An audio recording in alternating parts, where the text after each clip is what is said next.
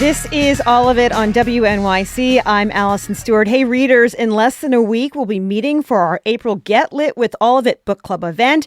And now we can announce this month's musical guest, too. We've been reading Lake Effect by Cynthia Dupree Sweeney. The story follows a woman named Nina, who's living in Rochester, New York, when we first meet her in 1977. She's feeling stuck and bored in her marriage, and she starts an affair with a neighbor. It is a family drama. Thanks to our partners at the New York Public Library, there are unlimited e-copies of the novel available to borrow now with a library card. If you haven't finished yet, there is still time. We're meeting at the Stavros Niarchos Foundation Library on Monday, April 27th, and our event will feature a special musical performance from a family with deep local roots. We'll be joined by the band Ida.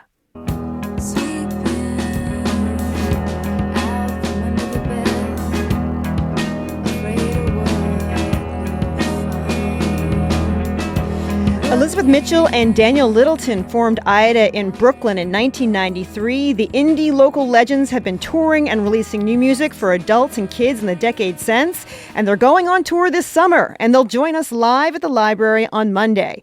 And to complement this month's novel about family, our musical performance will be a family act too.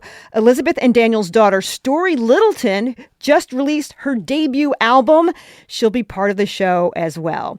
To get the book and reserve your tickets to our April 27th event with Cynthia Dupree Sweeney and Ida, head to wnyc.org/getlit. Again, that's wnyc.org/getlit.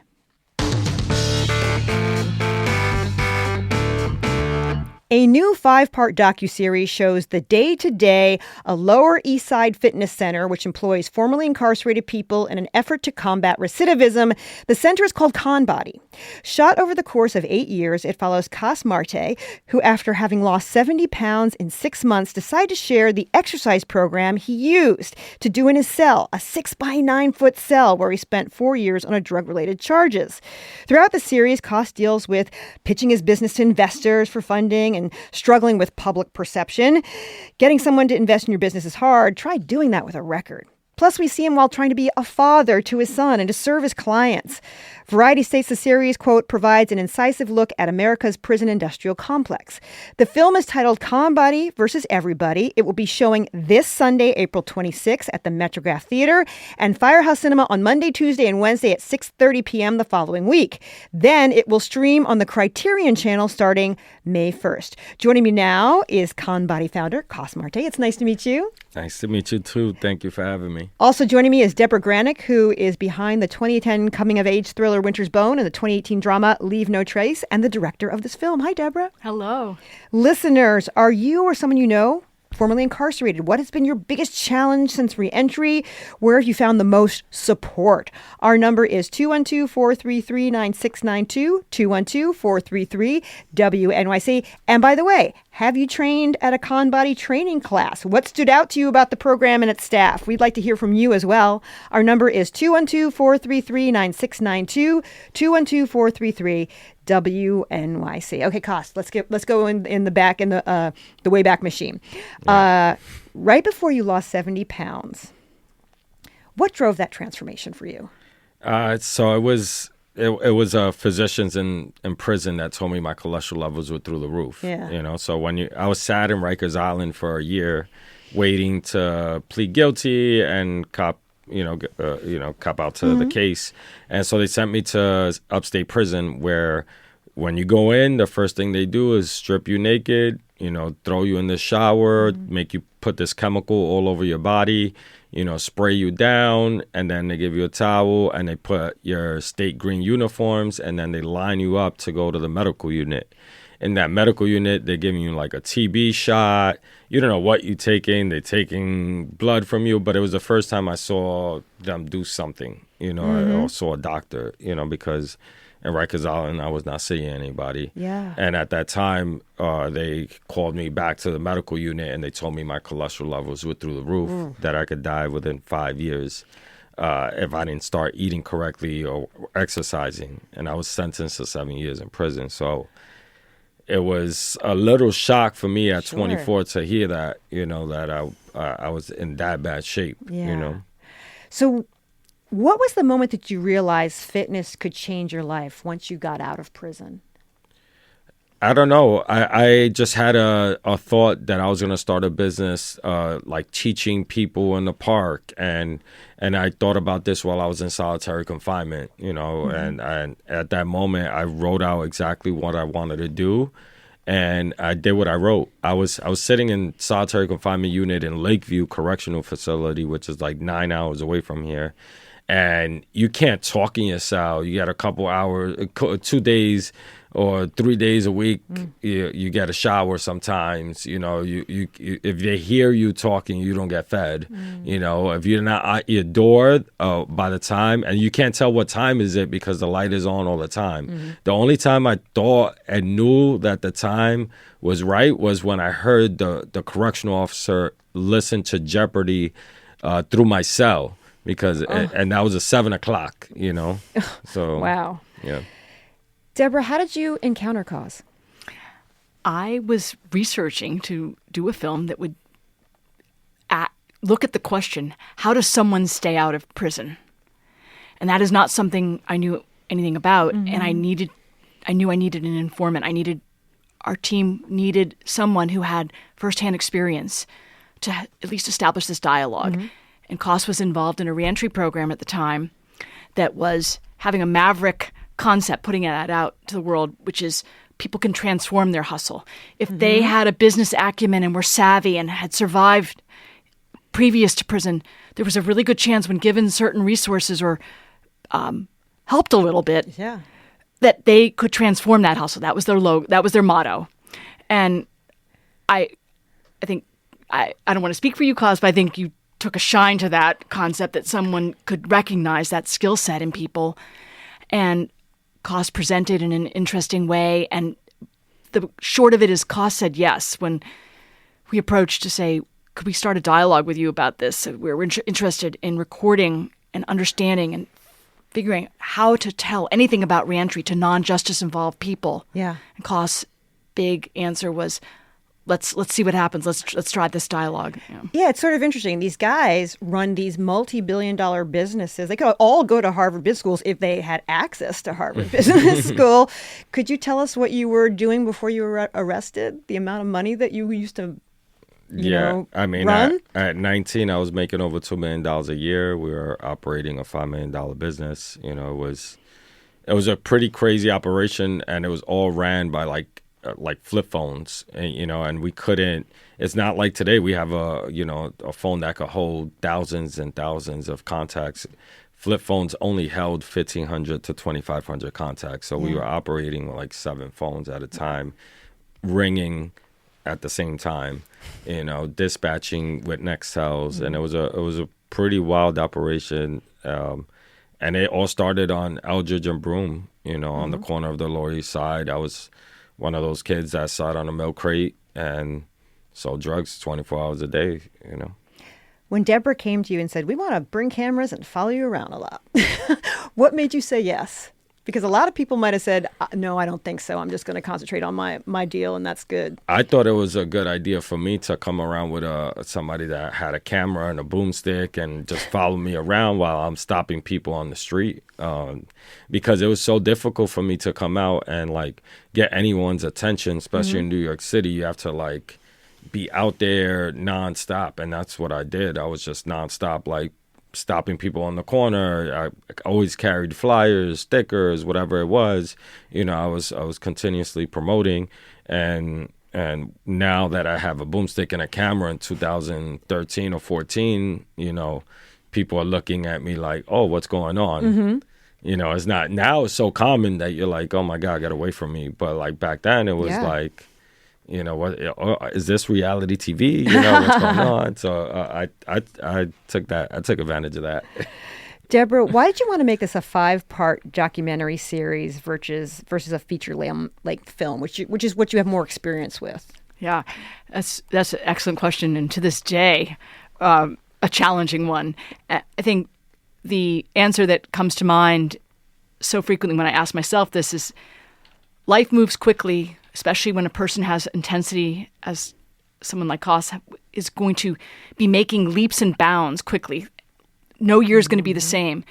But we, not tentatively, but we set our sights on this 5-year mark, that if someone can make it out for 5 years, there's a really good likelihood they won't go back inside. And so that felt like a reasonable structure to aim for. And that got really disrupted by the fact that Koss brought in many people to join with him. You know, he kind of forged a mutual survival pact with a good group of people. Some of those people were even corresponding with him by letter from inside, saying, when I get out. So there was always a next beat to the story. I mean, not a month went by when something very worthy and compelling to try to record was unfolding.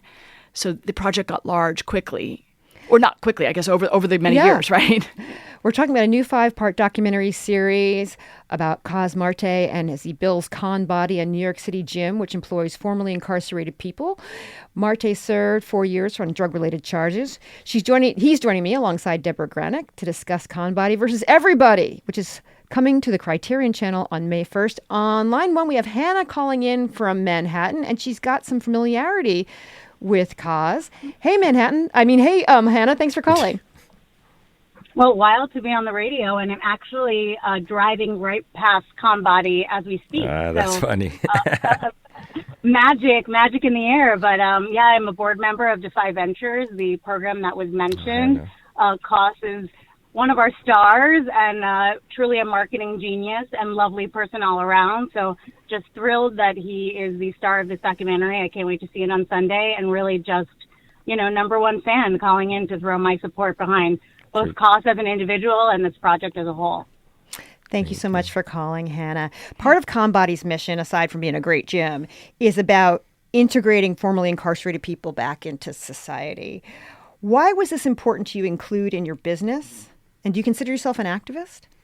I'm definitely an activist, so I'm going to answer that real quick. But for me, it was just like all the bumps in the roads that I was like feeling. And every time I felt like something was unfair and unjust, like I felt like I need to like advocate to change this, because why would somebody else have to go through the same thing, when there's like unnecessary results and the results are not working, right?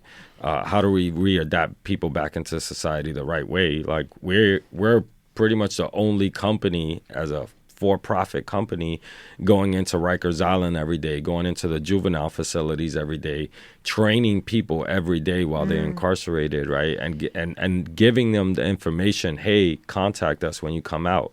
We have internship resources. We have a lot of opportunities out there with different nonprofits that can assist us in our network as well. So I get a lot of people contacting us, a lot of people just showing up like day one out of prison, like, hey, what's up? I saw you in this, I heard about you on the radio, whatever it is, and it's, and I think that's like the real just, right? Like, outside the building, as Hannah was like driving or walking by there, we have Martin Luther King's like quote, right? Like the most difficult thing that we're going to face as society is to embrace the willingness to know that criminal justice reform and rehabilitation is going to be the largest problem that we tackle as a society. How do we do that, right? Correctly. We're doing that in a very minute scale, right? I have maybe 60 plus people working in 4 different businesses, right? But how do we scale this to, affect a lot more people? There's 188,000 people being released from New York State every single year, Deborah, what responsibilities do filmmakers have when they're covering justice-related topics? What responsibility did you feel? I think I come at it from a non-justice involved experience. So the first obligation or responsibility I felt was I was going to have to make this with someone who had the firsthand experience. There was never going to be a scenario this film would work without an informant who was living it and knew it and could establish the conversation with me and with going forward. I think that is one of the things that maybe dazzled me the most about the early conversation with Koss. He's like, this has to be a conversation between non-justice and justice-involved people. Alienation and uncertainty has to be broken down. People have to be in a room together sometimes. The conversation's going to have to get real. And the only way to do that is by a certain kind of frankness. And Klaus was willing to bring the frankness. You know? And my skill set is to be there to try to document some of that. Yeah. It was interesting because I think episode 1, you're talking about your business and you want to write that you're an ex-con. And the other person's like, I don't know, you should write that. You're like, no, that's what I want to write. Why did you want to have that be your part of your story? Because the normal person that's walking by, right, and I'm stopping them on the street, do I tell them, hi, I'm formerly incarcerated individual and I'm trying to do this and that, right? Like, the person is not going to understand that, right? You have 2 seconds, right? Ex-con, you know? And I'm not promoting that that's the way we should be communicating towards, like, people that have been justice impacted, right? Like, I want to, like, change that narrative as well, you know, talk about, like, not only returning citizens, but returning humans, right? We have a lot of immigrants that are being unjustly impacted too, you know? So, like, that's the narrative and the way we want to interpret and talk, but the way we catch people is con, right? And so that was my factor in, like, putting that in. Were you okay with it once you decided on that? Absolutely, because it's a word, you know. For me, I'm larger than a word, right? And I'm not gonna let words take me down. So. We're talking about the 5-part documentary series CONBODY versus Everybody. We'll have more after a quick break. This is all of it.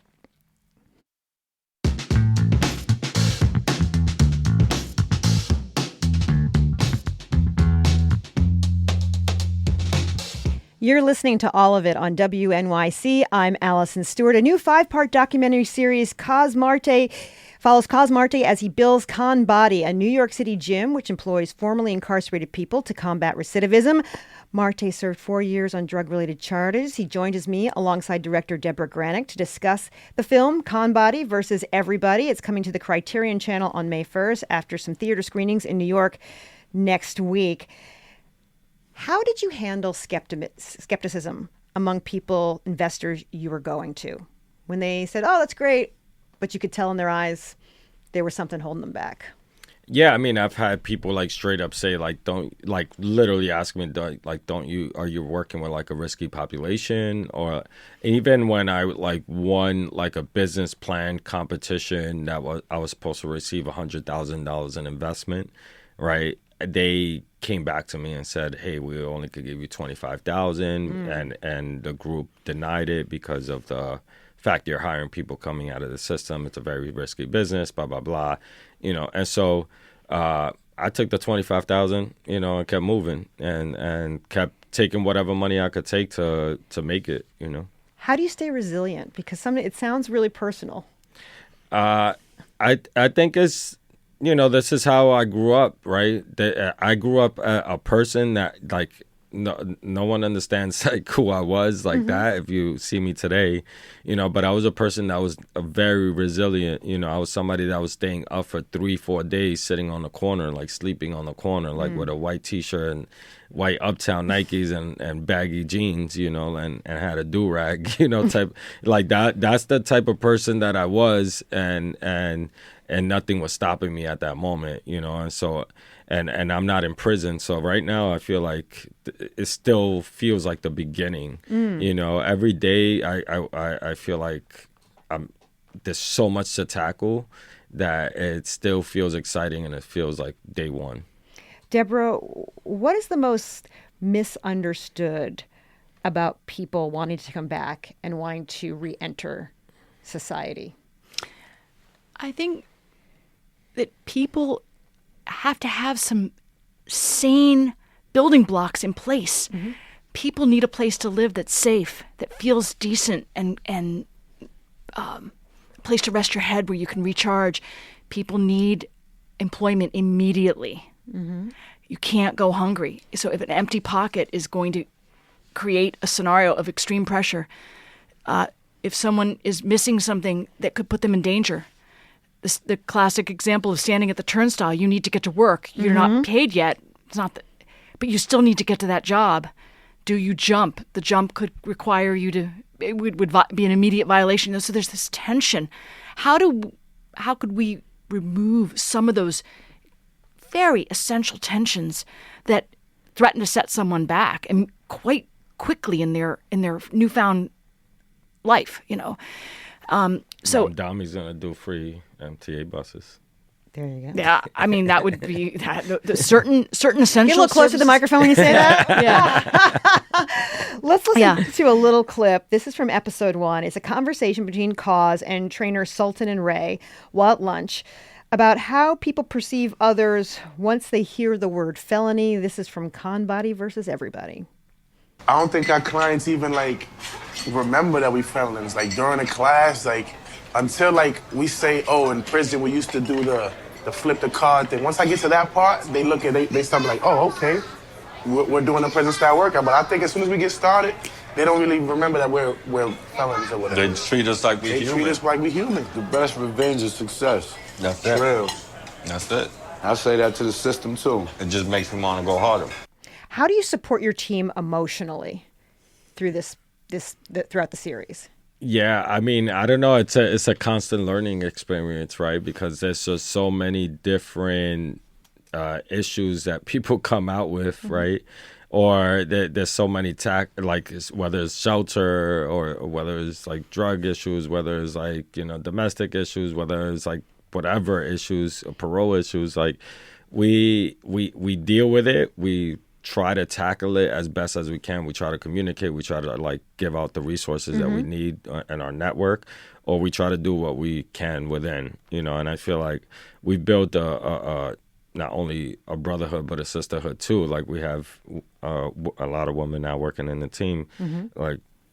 We have each other's back, no matter what, and we show up when we need to show up together, And I feel like that feels like we're building something different, and it's not only people that have been incarcerated. It's our people that come to our classes, right? The people that are people that sustain the business come and support and give their freedom and give their time and help us on the back end. I have somebody helping me, who comes to my class consistently, checking my website, to see if she can help me with that, So it's, it becomes not only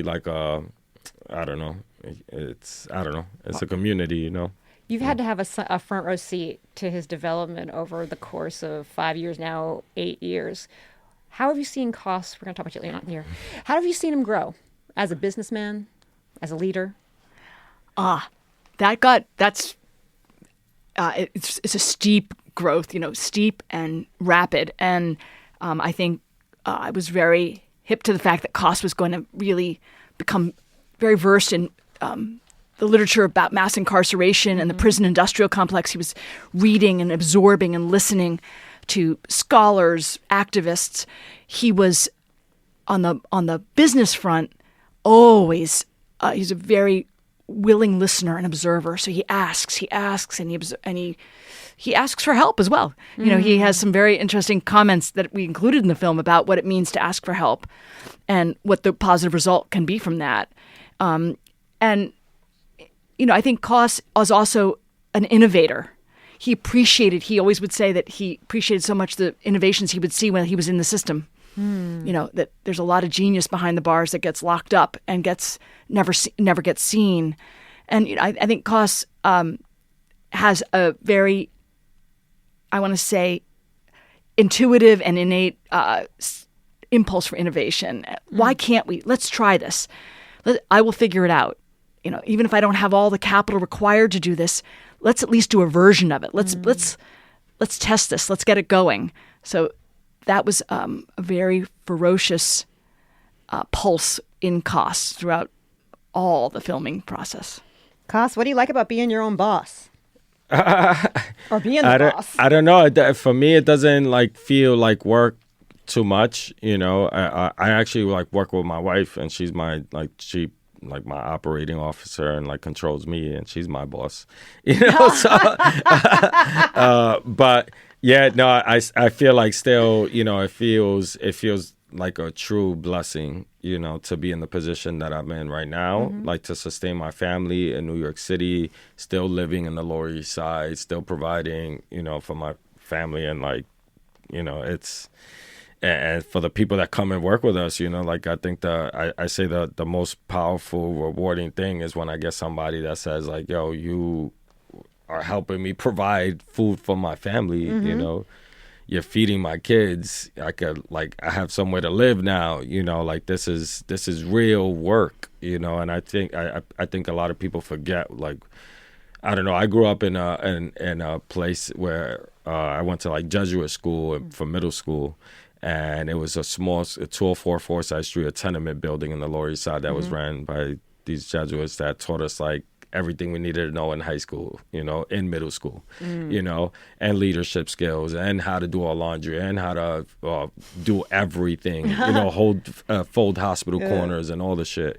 Excuse my language. This is all of it on WNYC. I've been speaking with directors Deborah Granick and co-founder Cos Marte.